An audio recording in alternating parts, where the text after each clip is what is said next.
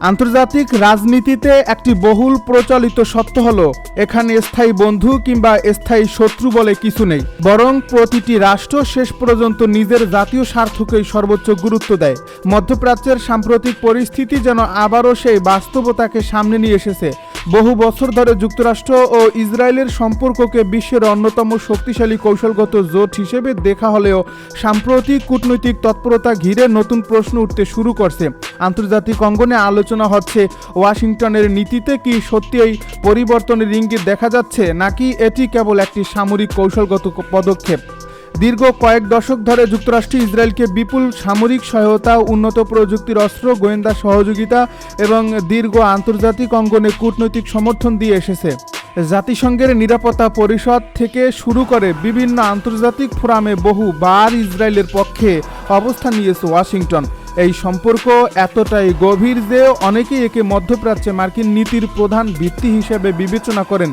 কিন্তু বর্তমান ভূ রাজনৈতিক বাস্তবতায় সেই সম্পর্কের ভবিষ্যৎ নিয়ে নতুন করে বিশ্লেষণ শুরু হয়েছে। বিশ্বজুড়ে চলমান সংঘাত, অর্থনৈতিক অনিশ্চয়তা এবং জ্বালানি বাজারের অস্থিরতার মধ্যে যুক্তরাষ্ট্রের নীতি নির্ধারকদের সামনে নতুন চ্যালেঞ্জ তৈরি হয়েছে। বিশেষ করে মধ্যপ্রাচ্যে দীর্ঘস্থায়ী উত্তেজনা শুধু আঞ্চলিক নিরাপত্তাকেই নয়, বৈশ্বিক অর্থনীতিকে প্রভাবিত করছে। এর ফলে এখন বিশ্লেষক মনে করছেন সামরিক উত্তেজনার পরিবর্তে আলোচনার মাধ্যমে পরিস্থিতি নিয়ন্ত্রণে আনার দিকেই বেশি গুরুত্ব দিচ্ছে ওয়াশিংটন। আন্তর্জাতিক বিভিন্ন কূটনৈতিক বৈঠক এবং সাম্প্রতিক আলোচনাগুলোকে ঘিরে নতুন জল্পনা তৈরি হয়েছে।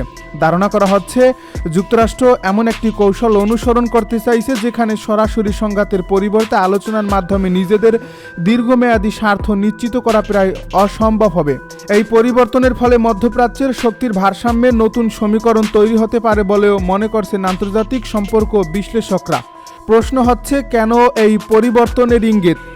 যে দেশ এতদিন ইসরায়েলের নিরাপত্তাকে নিজের কৌশলগত অগ্রাধিকারের অংশ হিসেবে তুলে ধরছে, সেই দেশ এখন কেন কূটনৈতিক সমাধানের উপর বেশি গুরুত্ব দিচ্ছে? এর পেছনে রয়েছে একাধিক বাস্তব কারণ: বৈশ্বিক অর্থনীতির ধীরগতি, সামরিক ব্যয়ের ক্রমবর্ধমান চাপ, জ্বালানি সরবরাহ নিয়ে অনিশ্চয়তা এবং আন্তর্জাতিক বাণিজ্যে বিরূপ প্রভাব।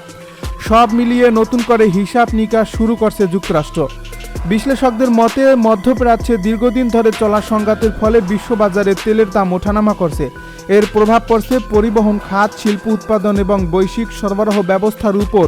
এমন পরিস্থিতিতে যুক্তরাষ্ট্র চাইছে এমন একটি পরিবেশ তৈরি করতে যেখানে উত্তেজনা কমে আসবে এবং আন্তর্জাতিক বাজারে স্থিতিশীলতা ফিরে আসবে। কারণ অর্থনৈতিক স্থিতিশীলতা এখন মার্কিন প্রশাসনের অন্যতম গুরুত্বপূর্ণ অগ্রাধিকার হিসেবে বিবেচিত হচ্ছে। একই সঙ্গে সামরিক অভিযান পরিচালনার ব্যয়ও এখন বড় একটি বিষয়। দীর্ঘমেয়াদী সংঘাতে জড়িয়ে পড়লে শুধু বিপুল অর্থই ব্যয় নয়, রাজনৈতিক চাপও বাড়ে। যুক্তরাষ্ট্রের অভ্যন্তরীণ রাজনীতিতে অর্থনীতি, মূল্যস্ফীতি এবং সরকারি ব্যয় নিয়ে যে আলোচনা চলছে তারও প্রভাব পড়ছে পররাষ্ট্রনীতির উপর। এর ফলে কূটনৈতিক সমাধানের পথ খোঁজাকে অনেকেই বাস্তববাদী সিদ্ধান্ত হিসেবে দেখছেন। এদিকে বিভিন্ন আন্তর্জাতিক মহলে আলোচনা রয়েছে যে ভবিষ্যতে ইরানের পারমাণবিক কর্মসূচি, আঞ্চলিক নিরাপত্তা ক্ষেপণাস্ত্র কর্মসূচি এবং মধ্যপ্রাচ্যের স্থিতিশীলতা নিয়ে নতুন করে আলোচনা হতে পারে। যদিও এসব বিষয়ে আনুষ্ঠানিক কোনো চূড়ান্ত সিদ্ধান্ত প্রকাশিত হয়নি, তবুও কূটনৈতিক যোগাযোগ বাড়ার সম্ভাবনা নিয়ে জোর আলোচনা চলছে। বিশেষজ্ঞরা বলছেন আলোচনার মাধ্যমে সংকট কমানো সম্ভব হলে সেটি পুরো অঞ্চলের জন্য ইতিবাচক হতে পারে। অন্যদিকে ইসরায়েলের দৃষ্টিকোণ থেকেও বিষয়টি অত্যন্ত গুরুত্বপূর্ণ, কারণ দীর্ঘদিন ধরে যুক্তরাষ্ট্রের দৃঢ় সমর্থনই দেশটির অন্যতম কৌশলগত শক্তি হিসেবে বিবেচিত হয়েছে। তাই ওয়াশিংটনের নীতিতে সামান্য পরিবর্তনের ইঙ্গিত তেল আবিবে গভীরভাবে পর্যবেক্ষণ করা হচ্ছে। তবে অনেক বিশ্লেষক মনে করিয়ে দিচ্ছেন যুক্তরাষ্ট্র ও ইসরায়েলের সম্পর্ক অত্যন্ত গভীর এবং বহুমাত্রিক। এর ফলে কোনো কূটনৈতিক উদ্যোগকে দুই দেশের দীর্ঘমেয়াদী সম্পর্কের বড় পরিবর্তন হিসেবে দেখার আগে আরও সময় নিয়ে পরিস্থিতি পর্যবেক্ষণ করা প্রয়োজন। মার্কিন রাজনীতিতে ডোনাল্ড ট্রাম্পের নীতির একটি গুরুত্বপূর্ণ দিক হলো আমেরিকা ফার্স্ট দর্শন। মার্কিন রাজনীতিতে ডোনাল্ড ট্রাম্পের নীতির একটি গুরুত্বপূর্ণ দিক হলো আমেরিকা ফার্স্ট দর্শন। এই নীতির মূল কথা হচ্ছে আন্তর্জাতিক সম্পর্কের ক্ষেত্রে আবেগের চেয়ে যুক্তরাষ্ট্রের অর্থনৈতিক, রাজনৈতিক এবং কৌশলগত স্বার্থকে অগ্রাধিকার দেওয়া। এর ফলে মধ্যপ্রাচ্য নীতিতেও যদি কোনো পরিবর্তন দেখা যায়, সেটি মূলত মার্কিন জাতীয় স্বার্থের সঙ্গে সামঞ্জস্য রেখেই নেওয়া হবে বলে মনে করছেন বিশ্লেষকেরা।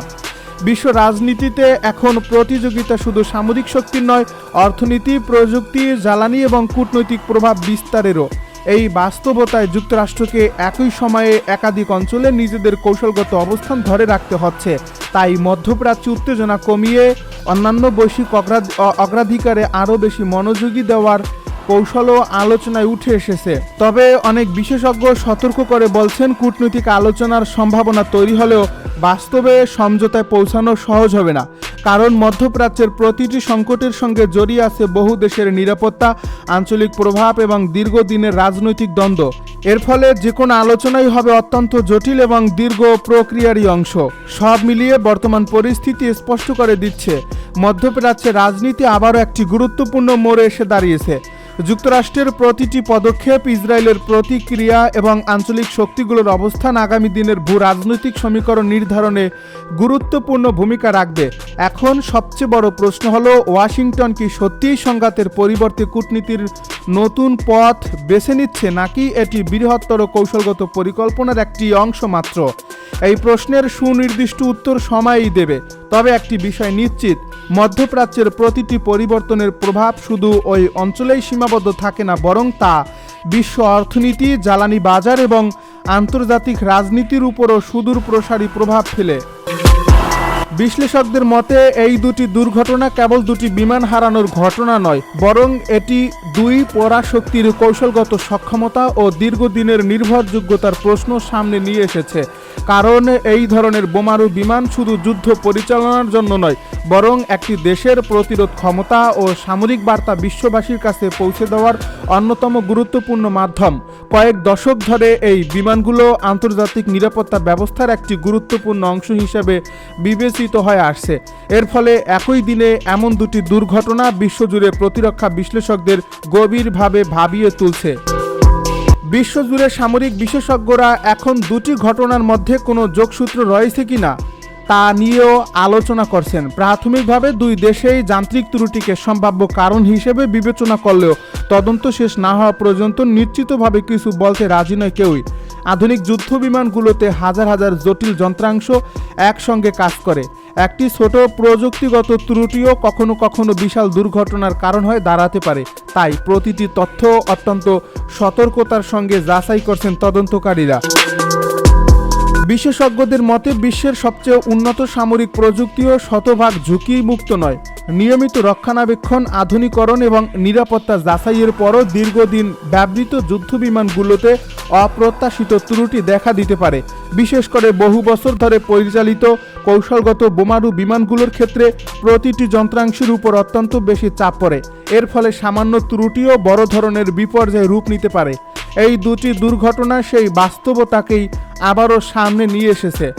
মার্কিন প্রতিরক্ষা বিশ্লেষকদের একাংশ মনে করছেন, দুর্ঘটনার পর যুক্তরাষ্ট্র তাদের কৌশলগত বোমারু বহরের রক্ষণাবেক্ষণ ও নিরাপত্তা ব্যবস্থা আরও কঠোরভাবে পর্যালোচনা করবে।